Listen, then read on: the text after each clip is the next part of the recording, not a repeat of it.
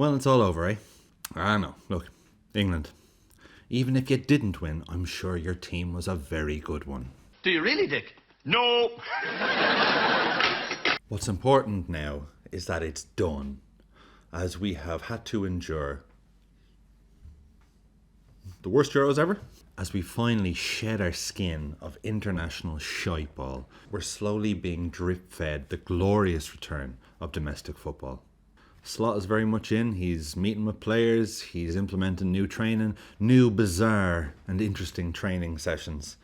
Turns out he's 9'2" as well, which is a turn up for the books. Let's start with Trent and England. Listen, no disrespect to you if you are English, which my stats say that there's a high likelihood that you are. No disrespect to you personally, but how the fuck did they get to the final? It's like Moses himself, not Victor, the other one, parts the Red Sea. All the difficult fixtures, step to one side. England, here's your path. Now, England still found self-imposed obstacles to stumble upon, but they got to the final. And then they were very much outdone by a team who played good football. Actually, played okay football. Probably the only team in the Euros that played okay football consistently. That's enough these days. But Trent, that's why we're here. I'll say this about Trent, if you don't mind me saying. I hate seeing Trent in an England kit. Alright? He's English. He's every right to want to play for his country. But personally, as an Irish Liverpool fan, I fucking hate seeing him in that kit. It's like watching someone go, if you grew up watching Disney movies in the 90s, it's like watching someone from the Mighty Ducks go over to the Hawks. Anyone get that reference? They don't appreciate them. They don't know how to use them. They're doing it wrong. It's like I know I've made a similar reference in the past. It's like they've taken a Ferrari engine and just duct taped it to the top of a Ford Cortina. And we're like, I thought Ferrari engines are supposed to be good. Yeah, it's not how it works. It doesn't go there. But I will say, I celebrated like a fan when he scored the winning penalty. I mean, so first of all, he created the most chances in 135 minutes that he played. So then he was shipped out. Conor Gallagher shipped in. But it got to a penalty shootout and Trent taking the deciding penalty. I was happy. Very rare that I'm like, yes. Actually, I don't even think I went yes, but I was just like, oh man. I just like to see him happy. I love goals and I love Liverpool goals, but I think more than goals is I love seeing my players being happy about scoring the goals. You know, I'm happy, sure. But selflessly, I just like to see them happy.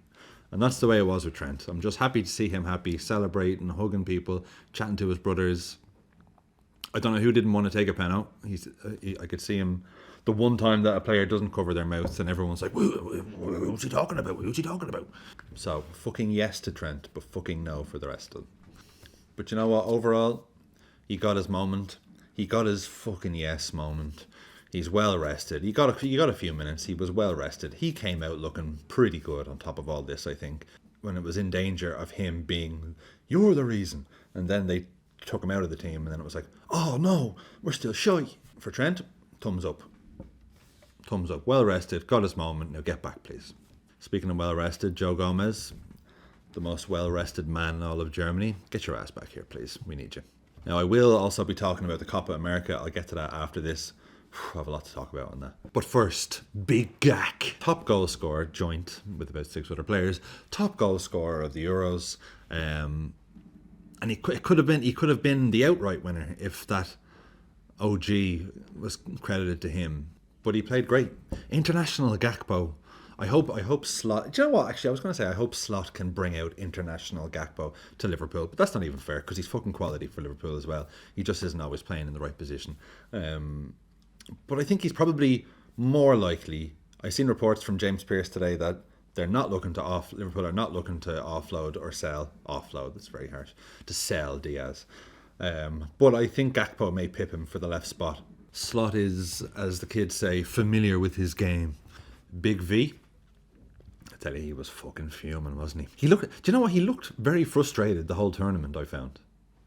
He had some sort of cryptic comments as well about he'll have to see at club level and international level what he wants to do in the future, or something like that. And everyone was freaking out, but I think it's fine. Where's he going? You know what I mean? Unless he's retiring. Where's he going? I don't even like entertaining it like it's tonight. Like it's... I will cry similar Klopp level tears on the day that Van Dijk eventually leaves. I don't know. Maybe he was just all business or something like that. Because probably in terms of Euros runs, he's possibly run out a bit of road with the age that he is. Jota, I would have more to say if Portugal didn't have a big giant baby man running the show, it seems, wants to put himself in every possible match, every minute, miss every free kick, miss every shot. When you've got an out and out predator, the good kind. I just find Portugal to be such an unlikable team. But all in all, honestly, I never thought I'd say this about a big international tournament. I'm so glad it's over. Just give me. Maybe it's the fact that we're left in a bit of limbo of like, some players haven't even met our manager yet, and all this is going on. I want order restored everywhere. You know what I mean? I don't know what this is, but I just want everything settled. Maybe that's why I couldn't properly get into the Euros. I just want everything settled at Liverpool. Everyone knows what they're doing. Everyone's met the manager. Everyone's happy to be back. Anyway, let's stop beating around the bush and let's talk about the Copa America. First of all, huge congrats to Alexis McAllister, who bags yet another major trophy, just adding to that elite winner's mentality that he already has. Argentina beat Colombia 1-0 in the final, and poor Luis Diaz, I mean, he did literally everything he possibly could to get his team over the line. He works his bollocks off for Liverpool as well, but it was no different here.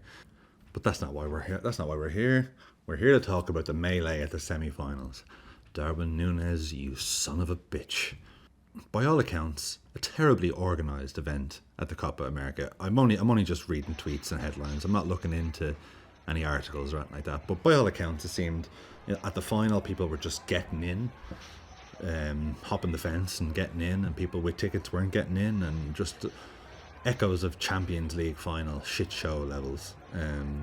But as part of that shit show, the Uruguayan players' families were seated very close to the Colombian fans. A bunch of drunk Colombian fans swarmed in on the Uruguayan players' families, and it was very unsafe. There was kids and all that sort of stuff there.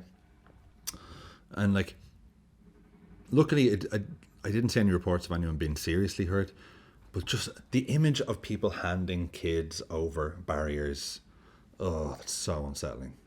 And there was no security there, so Darwin Nunez did what he does, scaled the fence like Spider-Man, and just went toe-to-toe with a bunch of other players, by the way.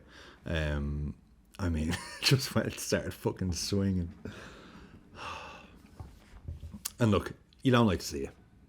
You've got to say that, haven't you? Oh, the one in particular, the one where he's going in like this, like a proper boxer. Oh, my striker. Lo que hay en Europa, que ya están todos sentados, viendo un espectáculo, y lo que pasa en Estados Unidos me parece que es igual.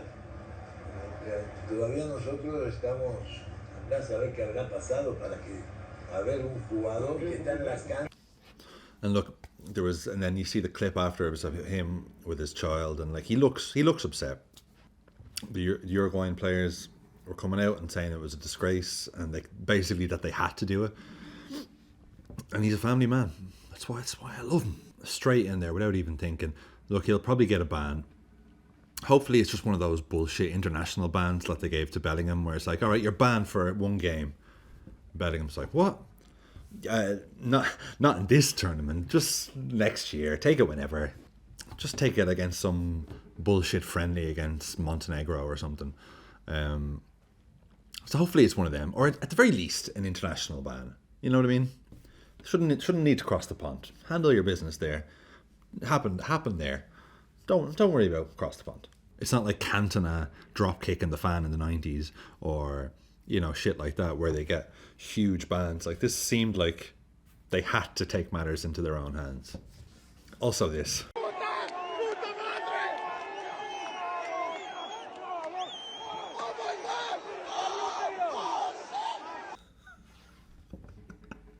Right, to the person who just got enough on that chair to stop him from launching it into the crowd. Shake your hand. I'm gonna shake your hand. Shake your hand. I'm gonna shake your hand. Because that has most definitely potentially stopped a very lengthy ban. Speaking of Darwin, here's a t-shirt I made. Thanks very much to people who bought a bunch of t-shirts last month. Thank you so much. And the reports I got back saying the quality is excellent, which I'm very happy about because I hadn't tested this crowd before, but they seem very good. To close, I want to just have a look. I seen something come out on the Liverpool social media today where players are returning. This is the content I wanted to see. I only had it on for like a second earlier on silent as I was just scrolling on the sly and work. So I want to actually watch it now. I figure no better time to watch it. Hello. Okay. Sabo. Good. Yes. Oh, straight into the Slot's office. All business. Fucking yes. God, he looks good, doesn't he? Robbo. All business. Oh, yes. Go on, everyone. Welcome back. God, it's good to see them back. Yes, Simi. Oh. Touchy-feely there. Fucking love it. Welcome back. Oh, fucking yes. Anyway, I'll be back next week. Liverpool are actually playing a match next week. So I'll be back next week. May have an extra episode, a bit of a collab. By the way, if anyone checked out my social media or my Instagram, I was driving around Shay Given and Shane Long this week. Your boys hit the big time. I did throw in that I did say very earnestly to Shane Long that I'm best mates with Creevy and Kelleher. I was hoping it would make it into the final edit. It didn't, but what a world. Anyway, have a great week. Continue to enjoy as we get more domestic football content. And I will see you in a few days. Up the fucking Reds.